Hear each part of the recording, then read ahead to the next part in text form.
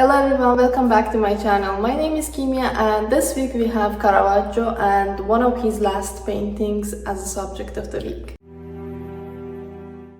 Before we start to analyze the painting, I wanted to give you a little introduction about Caravaggio. Caravaggio was born in Milano in 1571 and he lived until first years of the 17th century.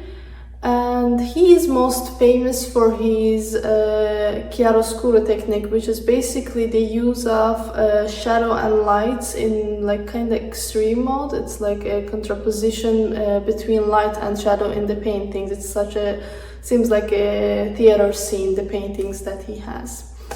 But also that he's a genius, he was also a troublemaker basically. So Caravaggio was a troublemaker. He was in prison, he escaped a lot of times from the police guards, and he had a lot of problems. He created them. But the most important episode in his life is when he killed Ranuccio Tomassoni. There is no document showing why Caravaggio killed this person. It can be a duel between two persons because of a girl.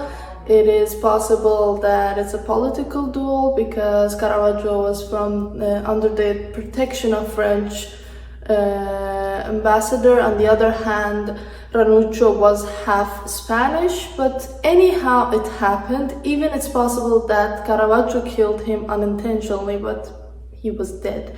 So it was a time that Caravaggio was sentenced to death and he runs away.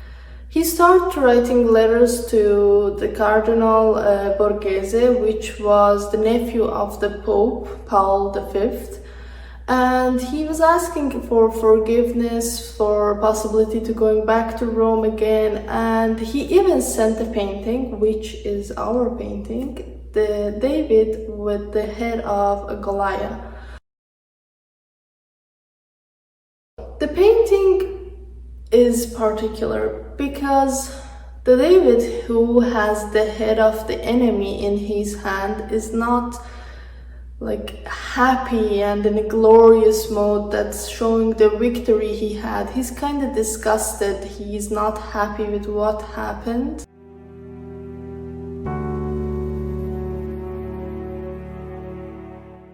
On the sword of David, we basically see these four letters, that is HASOS, which is basically meaning humility kills pride.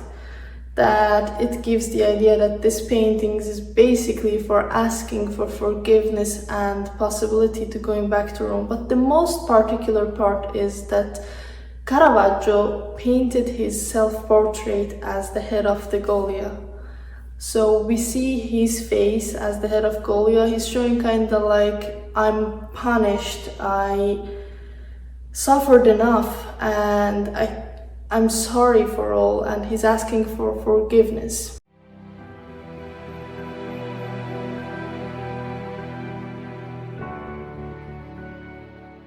There is also a little intimacy between two figures. It's such a particular intimacy between two enemies that for all this history of art used to be painted as a David that is victorious, happy, and like honorable figure that is in center with the head of the dead, or even the head was usually under the feet.